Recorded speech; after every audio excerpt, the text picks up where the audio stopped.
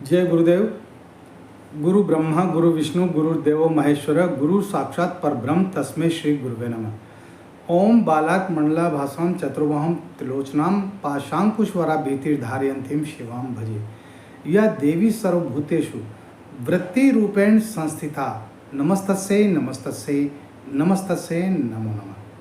प्रिय दोस्तों नमस्कार। सिद्ध साधनाएं चैनल पर मैं आप सबका हार्दिक स्वागत करता हूं, अभिनंदन करता हूं। आशा करता हूं आप राजी खुशी से होंगे, कुशल मंगल से होंगे। आप सबकी कुशलता में माँ भगवती से, माता महाकाली से हमेशा चाहता हूं। दोस्तों इस वीडियो में मैं आपको एक और बेहतरीन तंत्र के बारे में बताने जा रहा हूं और ये तंत्र प्रयोग भी आसान ही है। हाँ, थोड़ी सी मेहनत करनी पड़ेगी लेकिन आसान है और इस तंत्र प्रयोग को कोई भी कर सकता है। तो वीडियो बहुत खास होने जा रहा है, स्किप ना करें, पूरा देखें। और चैनल पर नए हो तो चैनल को सब्सक्राइब करें, लाइक करें, शेयर करें अपने दोस्तों में ज़्यादा से ज़्यादा। बेल आइकन को प्रेस करके आप ऑल पर क्लिक करेंगे तो हमारे वीडियो का नोटिफिकेशन आपके पास तुरंत पहुंच जाएगा। दोस्तों मैं इस वीडियो में आपको सर्प की जो केंचुली होती है उसका तंत्र प्रयोग बता रहा हूँ, क्योंकि साल में एक बार सर्प के शरीर पर अपने आप एक परत जमा हो जाती है जिसको केंचुली कहते हैं, और फिर समय आने पर वो उस केंचुली को उतारता है ना। ये प्रकृति प्रदत्त है, प्रकृति के अनुसार होता है ये सारा सब कुछ। तो उस केंचुली के क्या क्या तंत्र प्रयोग हैं उसके बारे में मैं आपको बताऊंगा। मैं एक बात ये कहना चाहता हूँ कि बहुत सारे साधक वो मैसेज करते हैं और मैसेज करने के बाद में हेलो गुरुजी, हेलो गुरुजी प्रणाम, उसके बाद में फिर वो कोई बात ही नहीं करते। अरे तो भाई मैसेज क्यों करते हो? आपको कुछ पूछना है, आपको कोई जानकारी लेना है, आपको गुरु दीक्षा लेना है तो पूरी बात बताओ, पूरी बात स्पष्ट करो, है ना। लेकिन नहीं करते हैं। और बहुत सारे तो ऐसे हैं जो अविश्वासी लोग हैं, कमेंट में जो है अविश्वासी बातें लिखते हैं, इनसे कुछ नहीं होता, ये सब बेकार है, ये सब फालतू है। अरे जब तुम्हारी नज़र में ये सब फालतू हैं, ये सब बेकार हैं, तो फिर क्यों देखते हो? मत देखा करो। मैं तो नहीं कहता कि मेरे वीडियो को देखो। जो अविश्वासी लोग हैं, जो अश्रद्धा वाले लोग हैं, जिनके अंदर श्रद्धा नहीं है, मैं उन लोगों से ये कहना चाहता हूँ कि वो मेरे वीडियो से दूर रहे। वो तो जो है किसी पर भी विश्वास नहीं करते। अरे ग्रंथों पर विश्वास नहीं कर रहे हैं लोग, जबकि ये तो तमाम सारे ग्रंथों की बातें हैं। ये तो हमारे पूर्वजों ने, जो हमारे ऋषि मुनि महात्मा थे, है ना, जिन्होंने हजारों हजार साल तक तपस्याएं की और उन्होंने विभिन्न प्रकार के प्रयोग किए, उन प्रयोगों को उन्होंने कलमबद्ध किया है, उनको शास्त्रों में उतारा गया है, वो शास्त्र बने हैं। वो बातें कैसे झूठी हो सकती है? या तो फिर उन लोगों के लिए तो फिर रामायण भी झूठी है, रामचरितमानस भी झूठी है, उनके लिए तो भगवत गीता भी झूठी है, उनके लिए तो उनके माँ बाप भी झूठे हैं। ऐसे लोगों उससे मैं कहना चाहता हूं कि वो मेरा वीडियो बिल्कुल भी न देखें, वो मुझसे दूर ही रहें, है ना। तो ये सब श्रद्धा के खेल हैं, ये सब श्रद्धा की बातें हैं। अगर आपके अंदर श्रद्धा नहीं है तो कुछ भी नहीं है, श्रद्धा से ही सब कुछ है ना। और किसी के नकारने से ये बातें ख़त्म तो नहीं हो जाती। अगर कोई व्यक्ति कहता है कि रात में चंद्रमा नहीं निकलता, तो उसके कहने से चंद्रमा निकलना बंद थोड़ी कर देगा। कोई व्यक्ति ये कहता है कि सूरज पूर्व में नहीं उगता, तो उसके कहने से क्या सूर्य पूर्व में उगना बंद थोड़ी कर देगा। लेकिन लोग अपने आप को कुछ ज़्यादा ही बुद्धिमान समझने लग गए हैं, बुद्धि से इतना बोझा मरने लग गए हैं वो कि वो किसी को कुछ समझते नहीं। अरे जब तुम्हें विश्वास ही नहीं है किसी चीज़ पर, किसी बात पर, किसी ज्ञान पर, तो तुम जो है अलग थलग रहो, अपनी दुनिया में रहो। हस्तक्षेप भी क्यों करते हो किसी के साथ में, है ना। मैं यही कहना चाहता हूँ। ये सारी जो प्रयोग में जो बता रहा हूँ, ये प्रयोग सब करने से होते हैं। केवल आपने वीडियो देख लिया उससे कुछ नहीं होगा। जानकारी प्राप्त कर ली, ठीक है, अच्छी बात है, लेकिन उससे भी कुछ नहीं होगा। कार्य रूप में परिणित करना पड़ता है। जब ऑक्सीजन को और हाइड्रोजन को मिलाया जाता है ना, तब पानी बनता है, तब बनेगा पानी। ऑक्सीजन को और हाइड्रोजन को दोनों को मिलाओ तो पानी बनेगा। तो फिर आपके वो क्रिया समझ में आएगी कि बिल्कुल सही बात है, ये तो फार्मूला बिल्कुल सही है, तो करने से होगा ना। हाँ? जब तक नहीं करोगे इनको, बैठे रहो हाथ पे हाथ धर के। मैं कहता हूँ आपकी ज़िंदगी से संबंधित जो भी समस्याएं हैं, अरे उन समस्याओं के, सभी तरह की समस्याओं के बारे में मैं विभिन्न प्रकार के वीडियो डाल रहा हूँ, तंत्र डाल रहा हूँ, मंत्र डाल रहा हूँ, यंत्र डाल रहा हूँ, साधनाएं डाल रहा हूँ। आप उनको कीजिए। आप अपने अंदर इच्छा शक्ति तो पैदा कीजिए। मुर्दा बनकर के क्यों जी रहे हो?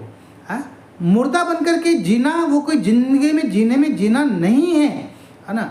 सकारात्मक ऊर्जा पैदा करो अपने शरीर के अंदर, है ना, और उठ करके चलना शुरू करो। मंजिल तुम्हारे सामने खड़ी है, लेकिन उठ करके चलने की कार्रवाई नहीं करोगे, क्रिया नहीं करोगे, तो मंजिल पर कैसे पहुंचोगे?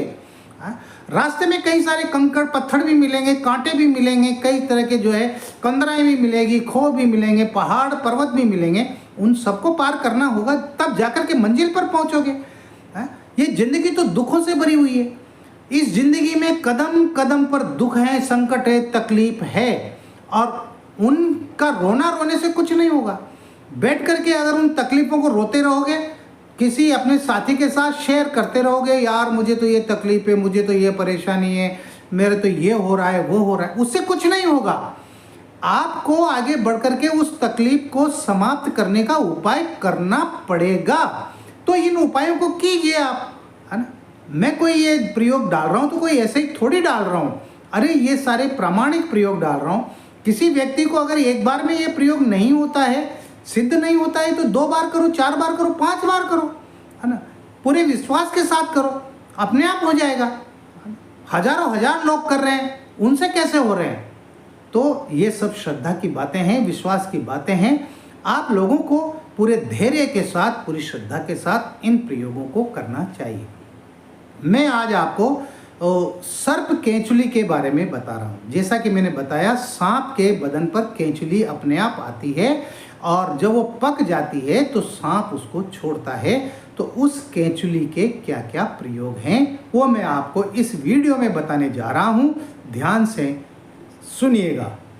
सांप की अखंडित केंचुली होना चाहिए, यानी खंडित नहीं होना चाहिए, अखंडित केंचुली होना चाहिए।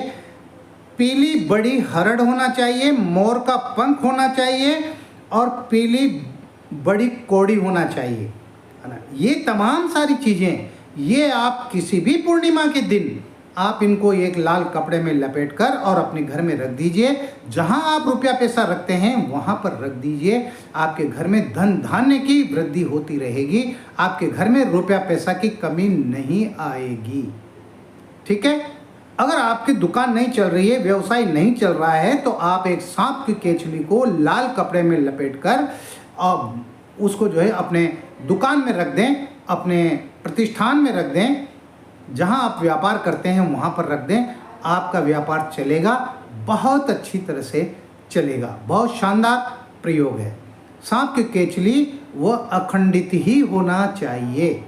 अगर आपके घर में प्रेत बाधा है, आपके घर में नकारात्मक शक्तियां हैं, तो जायफल को और सांप की केंचुली की आप धुनी दे दें।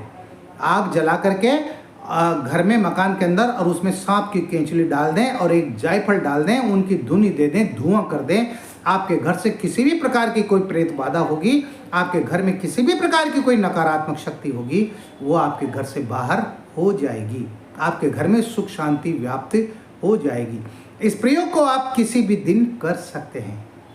अगर आपकी जन्म कुंडली में काल सर्प दोष है, काल सर्प दोष उसे कहते हैं दोस्तों, कुंडली में जो 12 घर होते हैं उनमें राहु और केतु के बीच में जब सारे ग्रह आ जाते हैं ना, तो वह काल सर्प दोष कहलाता है। और जिसकी कुंडली में काल सर्प दोष होता है ना, वो तकलीफ भी पाता है, दुख भी पाता है। और कुछ काल सर्प दोष तो ऐसे होते हैं जो इंसान को आसमान की ऊंचाइयों पर ले जाते हैं।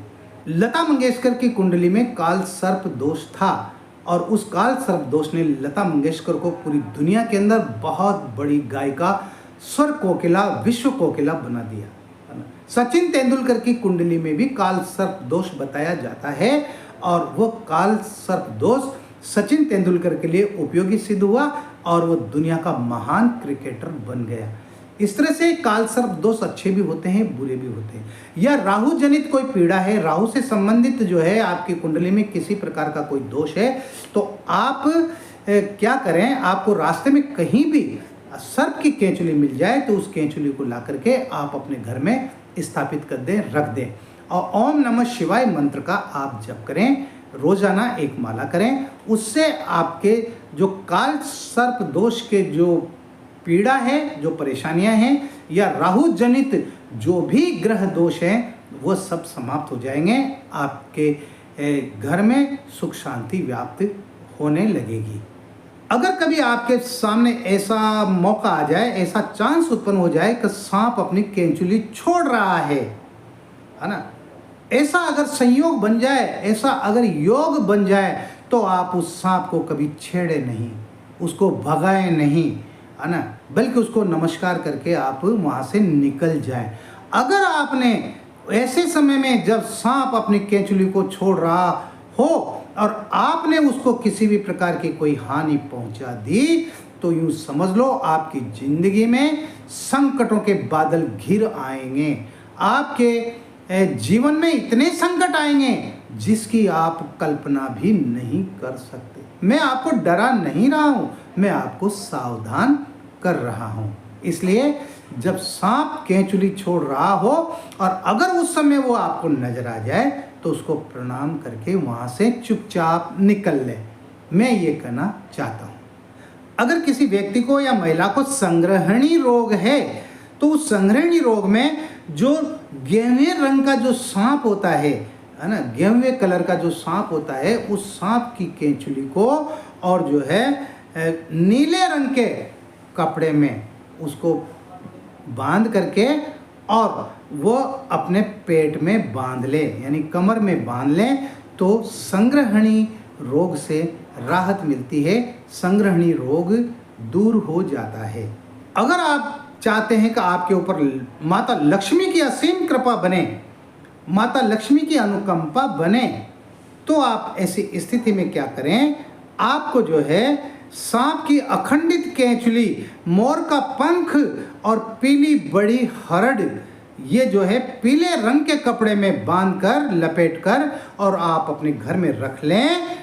आपके जीवन में माता लक्ष्मी की विशेष कृपा बनेगी, आपके परिवार पर माता लक्ष्मी की विशेष कृपा बनेगी, अनुकंपा बनेगी, आपके घर में धन धान्य की वृद्धि होगी, निश्चित रूप से होगी, इसमें कोई शक नहीं है। तो दोस्तों, सर्प केंचुली के मैंने ये कुछ खास प्रयोग आपको बताए हैं, ये प्रयोग आपको करना चाहिए। और किसी भी प्रकार की कोई समस्या है, कोई परेशानी है, तो व्हाट्सएप नंबर जो चल रहे हैं स्क्रीन पर, इन पर आप मुझे मैसेज कर सकते हैं, कॉल कर सकते हैं। आप अपने सवालों के जवाब पूछ सकते हैं, आप अपनी तकलीफ को, अपनी परेशानियों को आप मेरे साथ शेयर कर सकते हैं। मैं कोशिश करूंगा उनका समाधान करने की।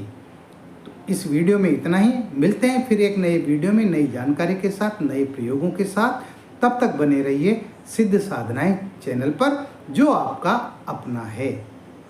आप खुश रहें, प्रसन्न रहें, हंसते रहें, मुस्कुराते रहें। जय गुरुदेव।